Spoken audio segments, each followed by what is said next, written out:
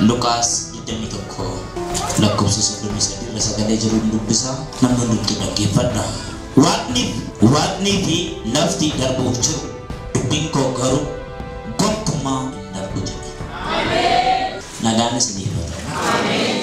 Naa baay'ee farra waatu hiika. Ameen. Mee dubbiin kana irra deebi'een dubbisa qalbiin naa qabadha. Waaqni fi lafti darbuuf jiru dubbiin koo garuu gonkumaa hin darbu jedhe. Ameen. Maal darbuuf jiru? Waaqnis laftis maal ta'uuf jiru? Darbuuf jiru. Garuu dubbiin koo maal hin ta'u? Gonkumaa iyyuu hin darbu. Waan isinitti matuun gara lamaatti hin darbin. Namoonni dubbii isaatti amananii wanti barbaade yoo qilleensa, wanti barbaade yoo urgufame sasaanii jedhame hin margu. Warra maal ta'a? Dubbii isaatti amanan. Waan barbaade hin dubbatu. Garuu maal ta'u? Arguuf jiru. Warroonni garuu waan argan duukaa fiigan sagalee Waaqayyoo kan inni jedhu laftis lafa isa kanadha isuma nama argaa darbuuf jiru. Garuu dubbiin koo maal hin ta'u? Namni dhumuuf jira, haalli dhumuuf jira. Garuu dubbiin isaa nuyi. Dubbii isaa qabaannaa darbitee jiraata. Dubbiin isaa sirra jiraannaa ati mo'ataa. Qabeenya dhabi, beekumsas dhabi. Dubbii isaa garuu qabaata. Dubbiin isaa sirra jiraannaa cabsitee deemta. Cabsitee deemta. Cabsitee deemta. Waa'ee dubbii kanaa Maarqoos irratti Maarqoos 13 irraa argachuu dandeessu. Bakka 3tti kaa'eera Waaraa keessa. Maarqoos Maatewos irras kaa'ee jira. Gonkumaa iyyuu jira. Dubbiin koo maal hin ta'u? Hin darbuu jira. Garuu lafti samiin darbuuf jira. Ajajaan dhibbaa waa'ee dubbiitu isaa gala. Amma baay'een keessan teestimooniin dhageessu mana kana. Akkas naan jedhama gaafa siin jedhamu fakkaata. Garuu gaafa raawwate galataaf dhuftu garuu maali? Dubbii isaaf amanamaa. Eeyyuu of hin eeggatu. Dubbii isaaf garuu of eeggatu. Ati dubbii isaaf jiraanna dubbii isaas irratti hojjeta. Ajajaan dhibbaa mana koo jala dhaquun naaf hin malu. Siif hin malu. Naaf koo dhukkubsate sagalee kee tokko duwwaa naaf ergii jedhe. Maali? Humna sagalee sana beeka. Sagalee maal akka inni ta'e beeka. Dubbii isaa keessa sagaleen isaa waa hojjechuu sababii danda'u sagalee kee duwwaa naaf erge. Naaf koo maal taa'e? Hin fayyaatu. Yesuus nan dhufaa inni garuu lakki godoo mana koo jala galuu siif hin ta'u. Dubbii kee duwwaa anaaf erge. Naaf koo hin fayyaatu. Amantii guddaa akkasii Israa'el keessatti namoota Israa'el keessa argee hin beeku jedha. Yaadanni laate tokkotu jira. Ani jedhe loltuun of jalaa qaba. Ofirraas qaba. Isa tokkoon deemi yoon jedhe hin deema jedhe. Kottu yoon jedhe hin dhufaa jedhe. Akkas godhe yoon jedhe hin raawwataa jedhe. Waa'een dubbii isaa gallaan kakuu haaraa keessatti sanaa ibsa. Har'a waan isiniin jedhe. Jireenyi kee har'aa raafamaa jiru. Wanti hundumtuu dhufee raasuu kun sagalee isaan si keessa jiraannaan haftee jiraatta. Suuta jedheen haasaa saatii dheeraan fudhadha sababii ta'eefi Ibroota 4:12 ariifadhu naa dubbisni. Dubbiin Waaqayyoo jedha jiraataa humna hojjeta of keessaa qaba. Inni billaa isa gara lama caalaan qara qabu caalaa qara qaba. Ifaaf dukkana gargar baasa. Maalidha? Jiraataa. Dubbisni. Dubbiin Waaqayyoo jiraataadha. Dubbiin Waaqayyoo maalidha? Jiraataadha. Humna hojjetus of keessaa qaba. Humna maalii? Kan maalii? Maafnaa sooftan kan maalii? Humna maalii? Of keessaa maal qaba? Itti fufi. Billaa qara lamaan qarame caalaa qara qaba. Billaa isa qara kan maalii? Qarame caalaa maal godha? Qara qaba. Inni lubbuu fi hafuura buusaa fi dhuka gargar dhimma. Inni lubbuus hafuuras buusaa fi maal dhukas gargar hin baasa. Yaadaa fi akeeka. Yaadas akeekas kan maalii? Ciccita taas. Networkii badee dubbistu taas. Yaadaa fi akeeka garaa namaa qotee faraduudhaaf hin danda'a. Yaadas akeeka namaas qoree maal gochuudhaaf faraduudhaaf hin danda'a. Maalidha jedha? Jiraataadha jedha. Dubbiin Waaqayyoo maalidha? Jiraataadha. Waan isinitti namatu sitti geeddara. Namatu eenyummaa keedhaan si wakkasa. Malee Waaqayyo si waamnaan amanamaa.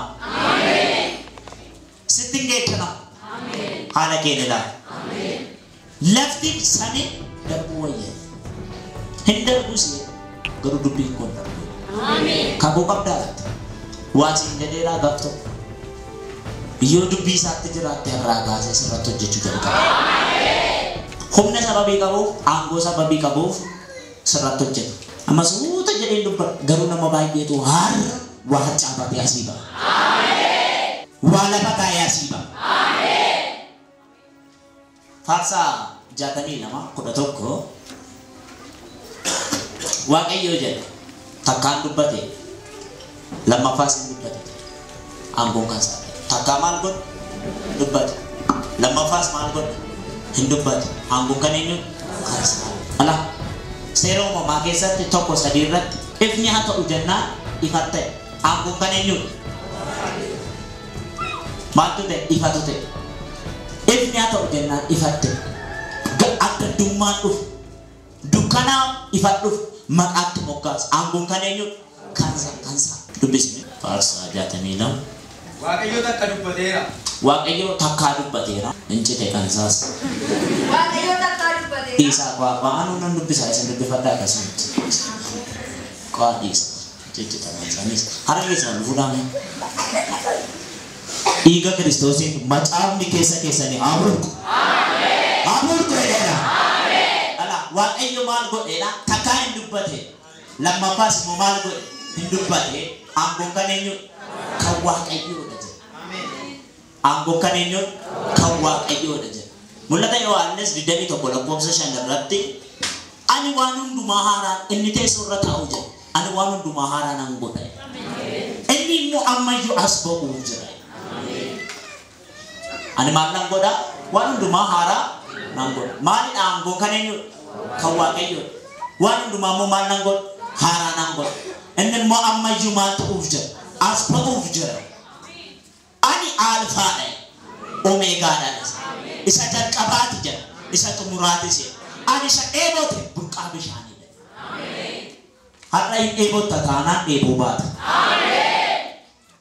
dubbii san darbinetti yaada keellaa taanaan jireenya keerratti hojjeta abbaan argattan abiifattannaa dubbisuu dandeessu ani iyyuu isiniin dubbisan niin jedhee ibsa kanaa nama harkifatuun barbaadu isinis hin harkifatina Inni teessoo irra taa'ee kunoo ani waan hundumaa kunoo wanta hundumaa haaraan godha jedhe itti dabalees dubbiin kun amanamaa dhugaadhas itti dabalees dubbiin kun maali amanamaa dhugaadhas waan ta'eef kana caafinaan jedhe akkasumas ta'eera ani alfaadha ani alfaadha omeegaadhas isa jalqabaati isa dhumaatis ani isa dheeboteef burqituu bishaan isa jireenyaa kennu irraa tola nan kennaaf.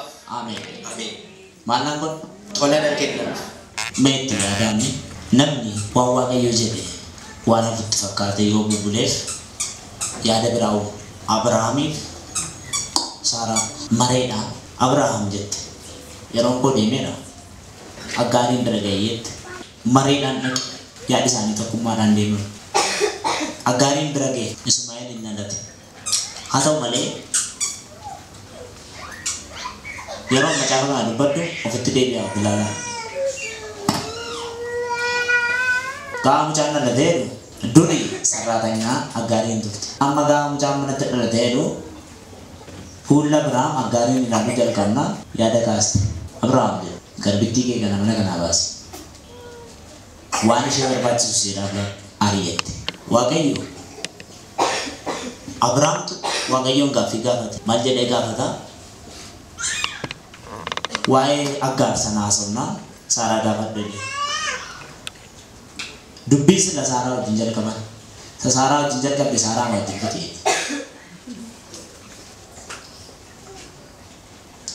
kana Abrahaamitti maaltu fide seera uumamaa 15 irratti mul'ataan itti mul'ateetu jecha jabaa sadii jedhe an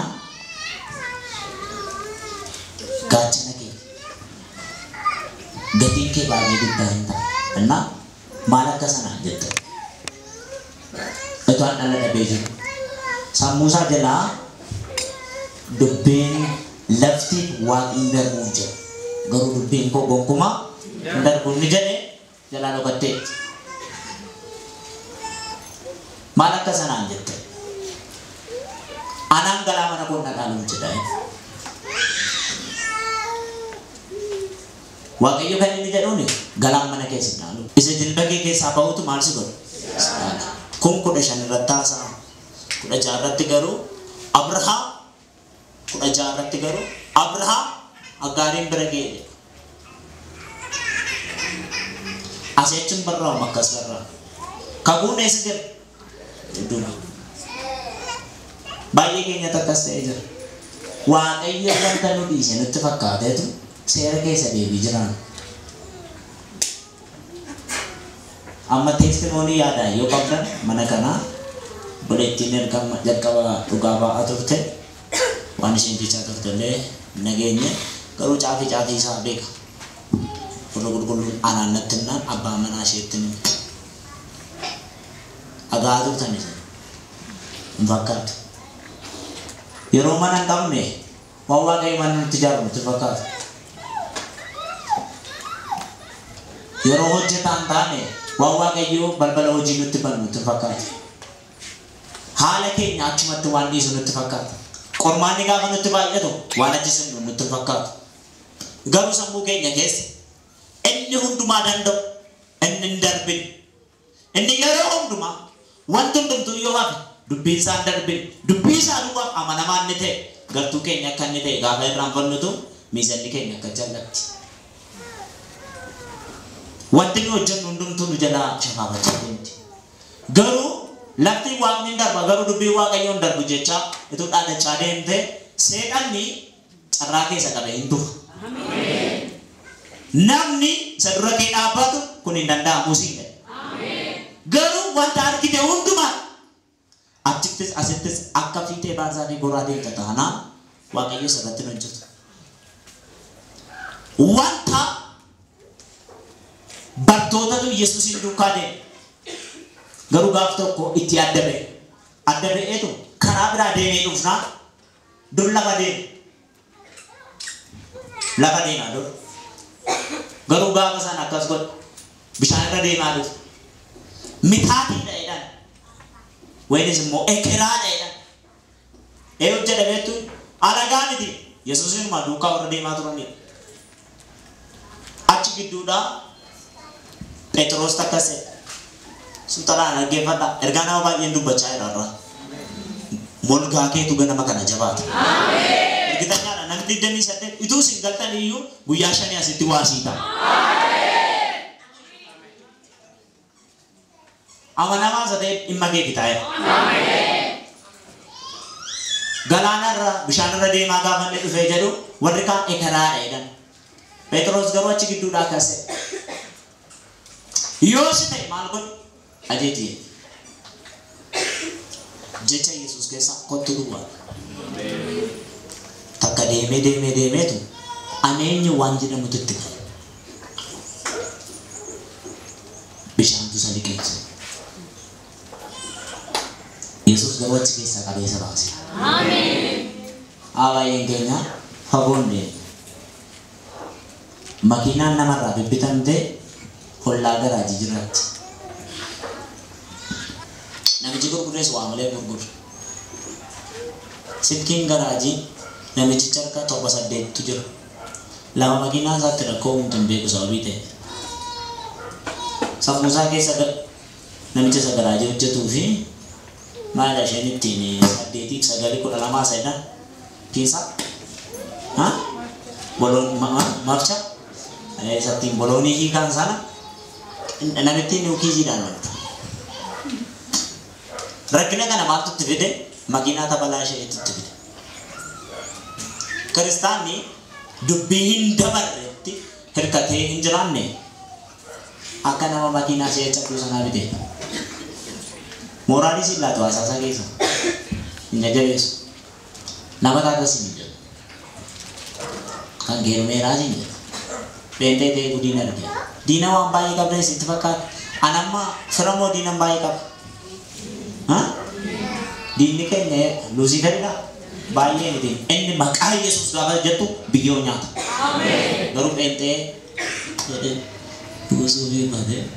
Hallelujah. Sin jedhee ji'a lama sadii booddee si bukkee ta'a. Garaansaa lamadha sababii ta'e Waaqayyo warra akkasii hin ariifatu. Kakuun isa raawwatuuf taa'ee waan akka ta'u jedha hin ta'u. Maaliif?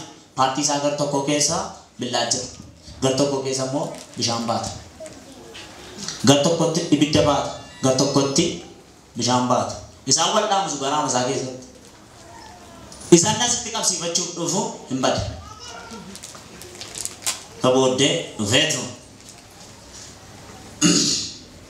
Jedha taa'e. Siidha. Yeroo darbe iddoo kanatti waa dubbadhe.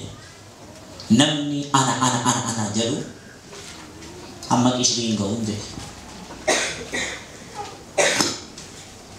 Namni gadi of deebisu godhu dhibee kamiin hin mo'ata. Qishiriin utaaloo bamtuudha. Qatti gootee isin irraa barti. Idimee jibimbilaa jedhu dur dhaqaaqaan keenya gaafa utaalloon qabu. Harka keessa ol naamuu daame. Waan hin haasa'aa jiru nama galuuf yoo jiraate waatti si dabarsa. Waatti si dabarsa. Waatti si dabarsa. Waatti si dabarsa. Kanaaf jireenya jiraan deemsa deemu isa hundumaa danda'utti kennannee deebinee hirkaa fuunaa hin milkoofu. Amma gubaa'ee kana gidduu nama 28 jedheera. Ergixanyaadha kan namaa keessaa siidii geeba'uun argama. Isan dubbadhu caalaa isan arguun natti baay'ata. Salphina kee eegamaa jira garuu inni raawwatee hin ta'u. Sababii isaa mataa mateen miti maqaa isaaf jedhee ulfina waaqummaa isaaf jedhee